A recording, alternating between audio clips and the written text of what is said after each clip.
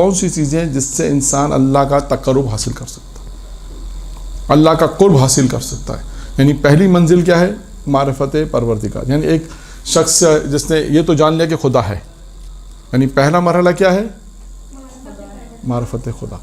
اب معرفت خدا تو آپ نے جان لیا کہ ہاں خدا ہے. اب دوسرا سوال اس کے بعد آتا ہے، اور لوگ ہو سکتا ہے سوال بھی کریں، لیکن اس سے پہلے کہ کوئی سوال کرے امام نے خود جواب دے دیا کہ اگر یہ معرفت پروردگار کے بعد، یعنی کسی نے یہ حاصل کر لی کہ ہاں اللہ ہے، معرفت پروردگار، اب اس کا تقرب کیسے حاصل کرے، اس کا قرب کیسے حاصل کریں، اس کے لیے امام علیہ السلام نے 5 چیزیں بیان کی. یعنی 5 چیزیں وہ ہیں کہ جس سے اللہ کا انسان قرب حاصل کر سکتا ہے، تقرب الہی حاصل کر سکتا ہے. نمبر 1 اس میں امام نے ارشاد فرمایا، نمبر 1 ہے نماز. نمبر 1 کیا ہے؟ نماز ہے. اچھا، اب نماز میں تو ہم نے یہاں پہ دیکھا ہوگا آپ نے کہ آپ کیا نماز کیا ایسی ہو سکتی ہے؟ بالکل ایسی ہو سکتی ہے.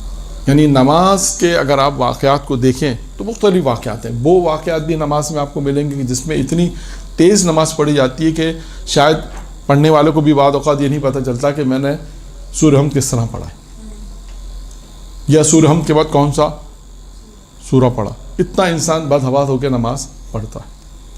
اور بعض نمازیں ایسی ہوتی ہیں کہ اتنے رکوع، قیام اتنا طولانی ہوتا ہے، سجدے اتنے طولانی ہوتے ہیں. یعنی اب میں آپ کو، کیونکہ امام موسیٰ کاظم کے حوالے سے، تو خود امام موسیٰ کاظم کی زندگی کو آپ دیکھیں، قید میں کس طرح امام نے نماز پڑھی، قید خانے میں امام کس طرح عبادت کرتے تھے. حتیٰ قید خانے میں بھی امام کو گمراہ کرنے کے لیے کنیز کو بھیجا گیا، لیکن امام کی عبادت کی وجہ سے وہ کنیز امام پر ایمان لے کر آئی اور کہا کہ ان کا کردار ایسا ہے کہ میں ان کے کردار اور عمل کی وجہ سے، ان کی عبادت کی وجہ سے میں ان پر ایمان لے کر آتی ہوں، اور جو بادشاہ چاہتا تھا ویسا نہیں ہوا. یعنی خود اگر ہم دیکھیں تو یعنی نمازیں ہیں ایسی تاریخ میں. خود ائمہ علیہ السلام کی نمازوں میں بھی بہت سی مثالیں آپ کو دیگر ملیں گی. اچھا، اب بعض نمازیں ایسی بھی ہیں، پہلے 1-2 نماز کی مثالیں دیتے ہیں کہ ایک شخص آیا نماز، جب نماز بہت جلدی نماز پڑھی، نہ قرات کا خیال ہے، نہ آداب نماز کا خیال ہے، بس جلدی رکوع ہے، جلدی سجدے ہیں. اس کے بعد دعا کیا مانگ رہا ہے؟ دعا مانگ رہا ہے کہ پروردگارہ مجھے جنت میں حوریں دے دے. کیا دعا مانگ رہا ہے؟ خداوندہ مجھے جنت میں حوریں دے دے. تو اب چوتھے امام بیٹھے ہوئے تھے اس مسجد میں جہاں یہ نماز پڑھ رہا تھا، تو چوتھے امام نے اس سے کہا کہ تو نے حوروں کا مہر ادا کہاں کیا ہے؟ یعنی جس طرح نماز پڑھنی چاہیے تھی ایسے نماز نہیں پڑھی. تو ایک یہ نماز ہے کہ جو انسان کو جیسے نماز پڑھنی چاہیے ایسے انسان نماز نہ پڑھے، یعنی وہ نماز تقرب الہی تک نہیں پہنچائے گی آپ کو. یہ وہ نماز ہے جو نہیں پہنچیں گی. اب آئیے ہم ان کی مثالیں دیں کہ ایک مثالیں دے سکتے ہیں کہ ہر چیز میں ہم ایک مثال ہی دے سکیں گے، جو 4-5 چیزیں بیان کریں گے. ایک نماز دیکھیے کسے کہتے ہیں جو انسان کے تقرب کے لیے تقرب الہی ہوتی ہے. جناب ابو ذر کے بارے میں ملتا ہے کہ ابو ذر کو جب اطلاع ملی کہ پیغمبر اسلام نے مکہ میں دعوت اسلام کیا ہے، پیغمبر اسلام نے اسلام کی دعوت دی اور لوگوں کو اعلان کیا کہ میں اللہ کا نبی ہوں. اس کے بعد کہتے ہیں ابو ذر کو جب اطلاع ملی تو ابو ذر مکہ آئے. آنے کے بعد ابو طالب ان کو پیغمبر کے پاس لے گئے اور وہ پیغمبر پہ ایمان لے کر آئے. پھر پیغمبر اسلام نے ان سے کہا تم جاؤ، تمہارے چچا کا انتقال ہو گیا، چچا داد بھائی کا، اس کا سامان و اسباب تمہارے اختیار میں آئے گا، اختیار میں لو، اس کے بعد وہیں رہو جب تک ہماری دعوت عمومی نہ ہو جائے. پھر جب پیغمبر مدینے میں آئے تو وہ پیغمبر کے پاس مدینے میں آئے. پھر پیغمبر نے کہا کہ تم، اور پیغمبر مدینے میں آئے اور کہنے لگے کہ میرے پاس 60 بکریاں ہیں، اب میں ان کو چوپانی نہیں کر سکتا، اب ان کو میں مشغول نہیں رکھ سکتا ان کو چرانے میں. پیغمبر نے کہا تم جاؤ اور اسی میں مشغول رہو. پھر وہ جاتے ہیں. اب جانے کے بعد 7ویں دن پھر آتے ہیں. اب یہاں سے ہماری اصل بات، جب وہ 7ویں دن جب آتے ہیں تو آنے کے بعد پھر پیغمبر ان سے پوچھتے ہیں کہ تم اپنی بکریوں کو کس کس حوالے کر آئے ہو؟ پھر وہ جواب دیتے ہیں، کہتے ہیں اللہ کے رسول سے کہتے ہیں کہ میں نماز پڑھ رہا تھا، اور نماز جب میں نے شروع کی تو نماز کے دوران مجھے ایسا لگا کہ جہاں میری بکریاں تھیں ایک بھیڑیا آیا. دوران نماز مجھے ایسا لگا کہ ایک بھیڑیا آیا اور نقصان پہنچا رہا میری بکری کو. یہ شیطان نے وسوسہ ڈالا. دیکھیں، یاد رکھیے گا، پچھلے لاسٹ درس میں ہم نے کہا کہ جب بھی انسان نیک کام کرے گا تو شیطان وسوسہ ضرور ڈالے گا، شیطان ضرور آئے گا. یہاں پر بھی شیطان نے وسوسہ ڈالا. انہوں نے کہا مجھے ایسا لگا شیطان نے وسوسہ ڈالا ہے کہ ایک ایک کر کے تمہاری بکریوں کو یہ بھیڑ کھا جائے گا، تم اب نماز تم نے نہیں توڑی تو مثلا، یا نماز تم نے تولا نہیں. ابو ذر کہتے ہیں کہ میں نے اپنی نماز کو جاری رکھا. یعنی وہ پیغمبر کے پاس جب آتے ہیں سارا قصہ بیان کرتے ہیں، کہتے ہیں کہ میں نے اپنی نماز کو جاری رکھا اور اس کی پرواہ نہیں کی. اس کے بعد وہ کہتے ہیں کہ میں نے دیکھا کچھ لمحے دیکھا کہ ایک جنگل سے ایک شیر نکلا اور اس نے بھیڑیوں کو کھا لیا. اور اس کے بعد جب میں نے اپنی نماز کو مکمل کیا تو اس شیر نے مجھ سے مخاطب ہو کے اپنے زبان حال میں کہا کہ جاؤ اللہ کے رسول سے جاؤ اور ہمارا سلام ان کو دے. اب ابو ذر یہ سارا قصہ پیغمبر کو بیان کرتے ہیں آنے کے بعد، اور بیان کرتے ہیں اس طرح میں نماز پڑھ رہا تھا اور اس طرح شیطان آیا اور اس طرح ایک شیر نے آ کے جو ہے ہمارے جانور کی حفاظت کی اور کہا کہ اللہ نے مجھے تمہارے حیوانوں کے لیے رکھوالا قرار دیا ہے. اب پیغمبر نے کیا کہا جملہ؟ پیغمبر نے دیکھیں یہ اصل نماز ہے. پیغمبر نے کیا کہا؟ پیغمبر نے کہا تمہاری سچی عبادت کی وجہ سے، کہ تم اللہ کی عبادت کر رہے تھے، یہ سچی عبادت کر رہے تھے جس کی وجہ سے اللہ نے جانوروں کو تمہارا مطیع قرار دے دیا. یہ ہے عبادت. اب یہ ہے نماز، یہ ہے بندگی. ابھی تو پہلی چیز ہے نماز. یعنی اب انسان کے اوپر ہے کہ انسان اپنی نماز کو کس طرح پڑھے تو وہ اس کو اس بلند مقام پر لے جائے. امام فرماتے ہیں اللہ کے تقرب کے لیے، تقرب الہی کے لیے جو پہلی چیز ہے وہ ہے نماز. اگر کوئی اللہ کا تقرب حاصل کرنا چاہتا ہو تو پہلا کام کیا کرے گا؟ نماز پڑھے گا. اور نماز بھی دیکھیں آہستہ آہستہ انسان اس مقام پر پہنچے گا. کتنے مراجی کے واقعات ہیں، مجتہدین کے واقعات ہیں. مشہد کے کہ وہ نماز جب امام رضا علیہ السلام کے حرم میں چھت پر لکھا ہے بعض لوگوں کے بڑے بڑے مرجع مجتہد واقعات کہ وہ برف باری کے اندر بھی اگر نماز پڑھا کرتے تھے تو رکوع اتنا طولانی ہوتا تھا اور سجدہ بھی بہت طولانی. یعنی جا کے دیکھا کسی نے تو کہا قیام میں ہے تو قیام میں ہے، پھر جب رکوع میں آئے تو پھر گھنٹوں دیکھا وہ رکوع میں ہے. تو یہ انسان کی نماز انسان اگر اس طرح پڑھے جیسے پڑھنے کا حق ہے تو یہ اللہ کے نزدیک کرے گی. نمبر 1 نماز. نمبر 2 کیا ہے؟ نمبر 2 ہے کہ کون سا وہ عمل ہے جو اللہ کے قریب کرے گا. نمبر 2 ہے والدین کے ساتھ نیکی. دیکھیں آج ہمارے معاشرے کا جو ایک بہت بڑا مسئلہ ہے وہ یہی ہے. خدا نخواستہ ایسا نہ ہو کہ ہم والدین کا احترام نہ کریں، ایسا نہ ہو کہ والدین کے ساتھ بد تہذیبی اور نازیب الفاظ استعمال کریں. تو جس کی وجہ سے اگر آج ہمارے ہاں بہت سے جو مسائل ہیں اس کی شاید وجہ یہی ہے کہ ہم نے وہ احترام، والدین کا احترام نہیں کیا. اور روایت کیا کہتی ہے؟ امام موسیٰ کاظم کہتے ہیں یہ والدین کا احترام، والدین کے ساتھ نیکی، والدین کے ساتھ یہ احسانات یہ ہے کہ جو اللہ کے قریب کرے گا. یعنی اگر کوئی چاہتا ہے اللہ سے تقرب حاصل کرنا تو کیا کرے؟ وہ والدین کے ساتھ نیکی کرے. اب آئیے والدین کے ساتھ نیکی کی تو آپ نے بہت سے واقعات سنے ہوں گے، میں ان کو ریپیٹ نہیں کر رہا ہوں. بہت سے واقعات پہلے بھی میں نے بھی بیان کیے. آج ایک واقعہ بیان کرنا ہے جو بالکل شاید پہلی دفعہ میں پڑھ رہا ہوں. وہ واقعہ ہے کہ والدین کے ساتھ اگر کسی نے بد سلوکی کی تو اس کا نقصان کیا ہے، بے احترامی کی تو اس کا کیا نقصان ہے. ایک جوان، ایک بوڑھا شخص پیغمبر کے پاس آتا ہے اور آ کر کہتا ہے، پیغمبر سے آ کے کہتا ہے، یہ روایت امیر مومن نقل کرتے ہیں. امیر مومن کہتے ہیں کہ میں موجود تھا. پیغمبر کے بعد ایک بوڑھا شخص آ کے کہتا ہے، اللہ کے رسول سے کہتا ہے کہ یہ میرا بیٹا ہے جس کو میں نے اتنی محبت سے پالا، اس کو پالا پوسا، تمام خواہشات اس کی میں نے پوری کی، ہر چیز یہ جو چاہتا تھا. یعنی پرورش کے دوران آپ سمجھتے ہیں کہ پرورش میں دوران ماں باپ کیا کچھ نہیں کرتے اپنی اولاد کے لیے، ان کو بڑا کرنے کے لیے کیا کچھ نہیں کرتے. ہر خواہشات کو پورا کرنا، ہر ضرورت کو پورا کرنا، جو چیز یہ چاہتا تھا میں نے پوری کی. اب یہ مالدار ہو گیا ہے، صاحب حیثیت ہو گیا، لیکن اب مجھے یہ ایک وقت کا کھانا بھی نہیں دیتا. یعنی اب مجھے یہ ایک وقت کا کھانا بھی، یہ مجھے اتنا نہیں دیتا کہ میں ایک وقت کا کھانا پورا کر سکوں. درود پڑھے محمد علیہ. دوسری چیز ہے کیا تھی؟ دوسری چیز والدین ساتھ نیکی. یہ اللہ کے تقرب کے لیے ہے کہ اگر کوئی اللہ سے تقرب حاصل کرنا چاہتا ہے تو والدین کے ساتھ نیکی کرے. ہم قصہ آپ کو سنا رہے ہیں کہ والدین کے ساتھ نیکی کے قصے تو آپ نے سنے، پہلے بہت سے قصے بیان کیے جا چکے ہیں، وہ آپ نے سنے ہیں. اب ہم بیان کرتے ہیں کہ وہ قصہ کہ اگر والدین کا احترام نہ کیا جائے، والدین کے ساتھ اچھا سلوک اگر نہ کیا جائے تو اس کے نقصانات کیا ہیں. یہ بھی انسان کو پتہ ہونا چاہیے. دونوں چیزیں، والدین کے ساتھ نیکی انسان کو کہاں سے کہاں پہنچا دیتی ہے. اور یہ بھی ہے کہ اگر خدا نہ خاصہ کسی نے والدین کا احترام نہیں کیا تو اس کو جو نقصان ہوگا وہ اس واقعے میں آپ نے کہ ایک امیر المومنین روایت نقل کرتے ہیں کہ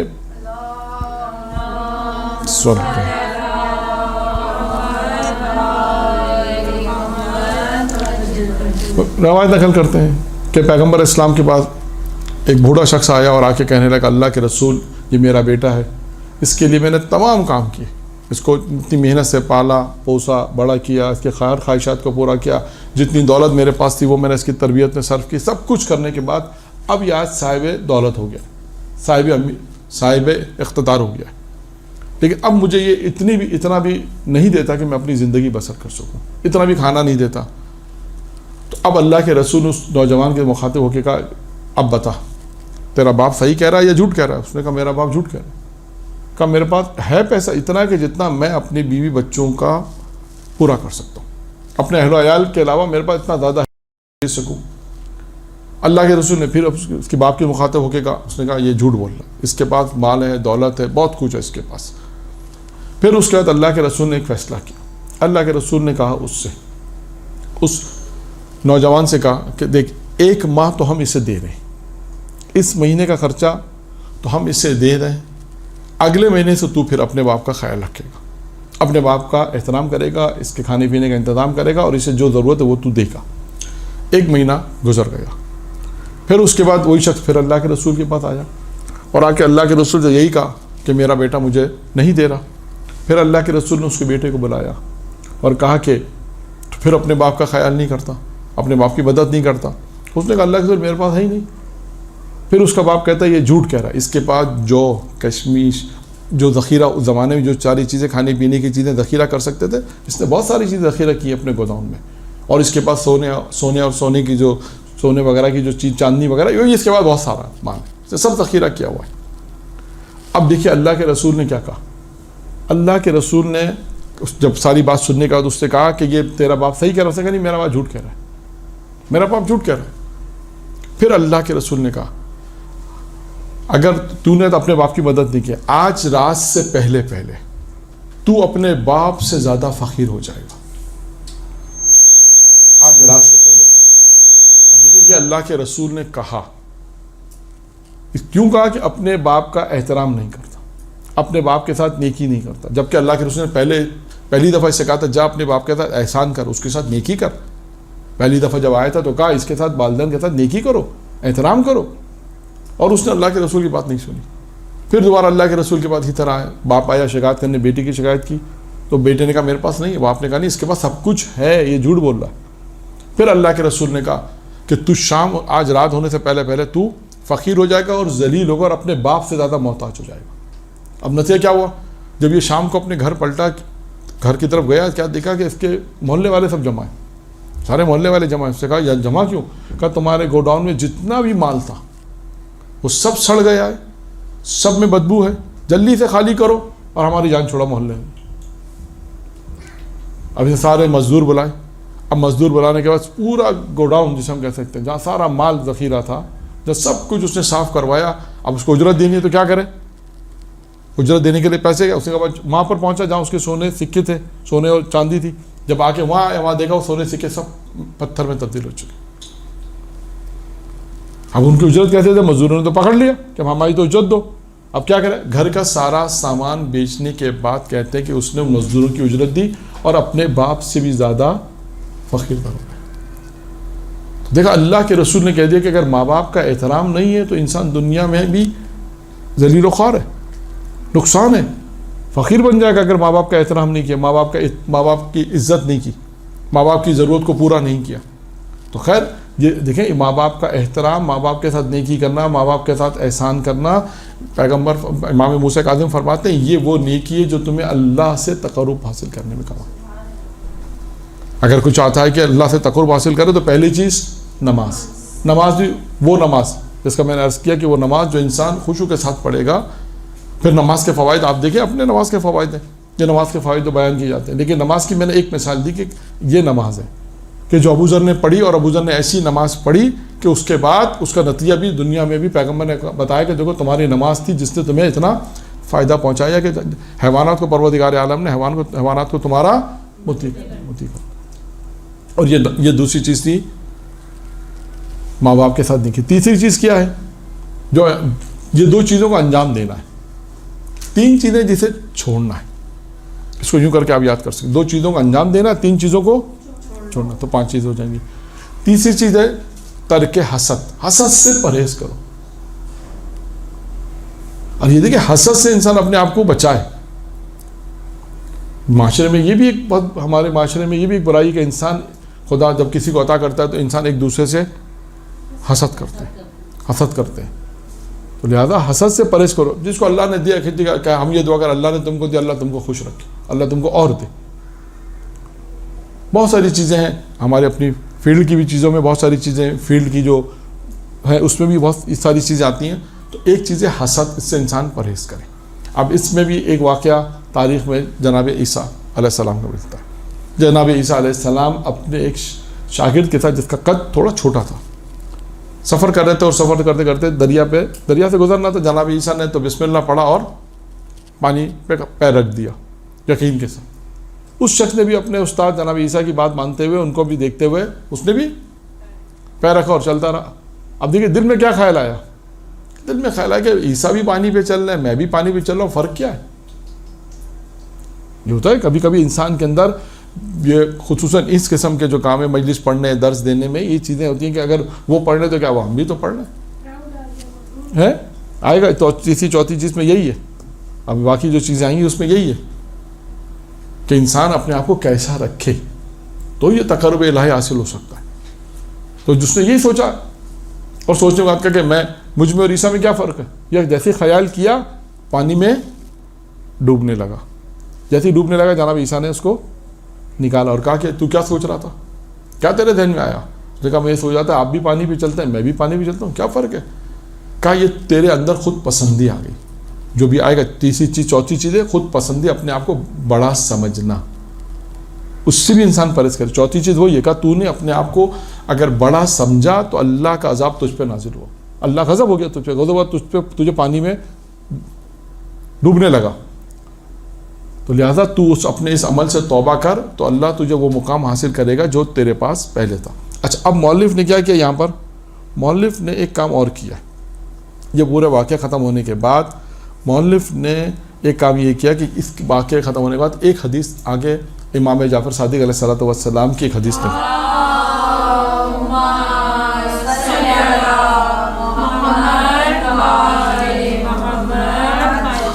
क्या इमाम उस मौलिफ ने क्या किया, कहा कि ये जब वाक़या ख़त्म हो गया, यानी हज़रत ईसा ने उससे ही कहा कि तू अपने तौबा कर, जो तेरे जहन में जो कुछ आ उससे तू तौबा कर ताकि अल्लाह तुझे वो मुकाम हासिल दे दे जो तेरे पास था। फिर मौलिफ ने यहाँ पे हदीस क्या लिखी कि छठे इमाम की हदीस है, इमाम फरमाते खुदा से डरो और हसद से परहेज़ करो। वही चीज़ जो हमारे मौजू से मुतालिक है कि खुदा से डरो और हसद से परहेज़ करो और दूर रहो। याद रखो कि हसद की बुनियाद खुद पसंदी है, जो इसका चौथा चीज़ है, खुद पसंदी, अपने आप को बड़ा समझना। खुदा से डरो और हसद से परहेज करो, दूर रहो, क्योंकि हसद की बुनियाद किस पर है, खुद पसंदी। खुद पसंदी किसे कहते हैं, अपने आप को बड़ा समझना, मैं हूं, बस मैं हूं, अपने आप को दूसरों से बड़ा समझना कि हमसे ज़्यादा पढ़ा लिखा कोई नहीं, हमसे ज़्यादा इज्जत वाला कोई नहीं, हमसे ज़्यादा किसी भी फील्ड के अंदर, यानी अपने आप को मुख्तसर बड़ा समझा। अच्छा, ये इबादत में भी हो सकता है, हमसे ज़्यादा कोई इबादत करने वाला नहीं, ये भी हो सकता है। और ये तो बनी इसराइल के, आपको बनी इसराइल के इबादत गुजारों में मिलेगा कि इंसान के अंदर कितनी खुद पसंदी है, कितनी खुद के, हमसे ज़्यादा इबादत करने वाला कौन, हमसे ज़्यादा खुदा की इबादत करने वाला कौन है। तो तीसरी चीज़ है तर्के हसद, और उसी के ज़िम्मे ये जनाब ईसा का मैंने आपको किस्सा सुनाया, और इसी में वाक़े के एंड इख्तिताम पर मौलिफ ने जो रवायत लिखी वो हमारे मौजू से मरबूत है। छठे इमाम ने फरमाया अल्लाह से डरो, हसद से दूर रहो, हसद से परहेज़ करो, दूर रहो। और हसद की बुनियाद किस पर है, खुद पसंदी। अच्छा, अब ये खुद पसंदी क्या चीज़ है, अपने को बड़ा समझा। अब यहाँ से ये चौथी चीज़ है, खुद अपने को बड़ा समझना। जनाब मूसा की मुलाकात हुई किससे, शैतान से। अब जनाब موسیٰ کی جب ملاقات ہوئی شیطان سے تو جناب موسیٰ نے پوچھا شیطان سے کہ تم بندے کو کیسے بہکاتے ہو؟ بندے کو کیسے، کیا طریقہ، کیا حربہ ہے، کیا حربہ ہے تمہارے پاس بہکانے کا؟ دیکھیں اس سے اچھا اور کیا ہوگا کہ شیطان خود بتا رہا ہے کہ میرا یہ طریقہ کار ہے. یعنی یہ کتنا یوں کہوں کہ آسان ہے کہ ہم کو یہ بھی شیطان نے بھی بتا دیا، دیکھو میں اس طریقے سے بہکاتا ہوں، یعنی میرا راستہ یہ.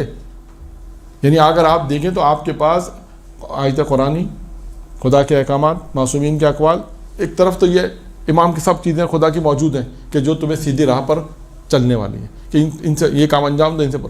اور دوسری طرف جو شیطان ہے جو انسان کا سب سے بڑا دشمن ہے، وہ خود بھی کہتا ہے کہ جب بہت سے اچھا جناب عیسیٰ سے ملاقات ہے، جناب موسیٰ سے ملاقات ہے، جناب زکریا سے ملاقات ہے، شیطان کی ملاقات ہے، بہت سے انبیاء سے ملاقات ہے. تو ان ملاقاتوں میں گفتگو ہوئی ہے مختلف، جناب عیسیٰ کی، موسیٰ کی. جناب موسیٰ نے بھی پوچھا شیطان سے، کیا سوال پوچھا؟ تم کیسے بہکاتے ہو، تمہارا حربہ کیا طریقہ کار ہے؟ تو پہلا طریقہ اس نے کیا کہا؟ اس نے کہا میں پہلا طریقہ یہ ہے کہ میں میرے بہکانے کا، یعنی اس کو اندر اس کو اپنی راست سے ہٹانے کا، کہ وہ اپنی کم نیکیوں کو زیادہ سمجھتا ہے. اپنی نیکیوں کو، اس کے اندر جو نیکیاں ہیں، جو عمل انجام دیتا ہے، وہ اس کے اندر بڑھا دیتا ہوں میں. یعنی وہ نیکیاں جو بھی اس نے کچھ بھی نیک عمل انجام دیے، میں اس کے ذہن میں کیا کرتا ہوں کہ تم نے بہت انجام دے دیا. وہ اپنی نیکیوں کو زیادہ سمجھتا ہے. جو کچھ بھی وہ انجام دیتا ہے نیک کام کرتا ہے، میں نے بہت نمازیں شب پڑھ لی، بڑے روزے رکھ لیے، بہت درس میں چلے گئے، بہت زیارت کر لی، بہت حج کر لیے. یعنی اپنے اندر یہ اپنی نیکیوں کو زیادہ سمجھنا، یہ شیطان کا بہکانے کا پہلا حربہ ہے. یہ سوچا تو اس کا مطلب کیا ہے؟ اس کا مطلب یہ کہ انسان کبھی بھی جتنی بھی عبادت کے، یہاں پہ خود امام موسیٰ کاظم علیہ السلام کا قول میں نقل کر رہا ہوں جو آگے آئے گا، لیکن یہاں پہ بھی موضوع کے مطابق ہے کہ امام فرماتے ہیں اللہ کی بندگی ہر وقت بندگی کرو، بندگی میں کوشاں رہو، ہر وقت بندگی میں کوشاں رہو. یعنی کوشش کرتے رہو کہ میں اللہ کی بندگی کسی نہ کسی اللہ کی بندگی اختیار کروں، اور اس بات کا اعتراف کرو کہ جیسا بندگی کرنے کا حق تھا ہم نے ادا نہیں کیا. دیکھا آپ نے ادھر شیطان کیا کہتا ہے کہ اپنی نیکیوں کو زیادہ سمجھو.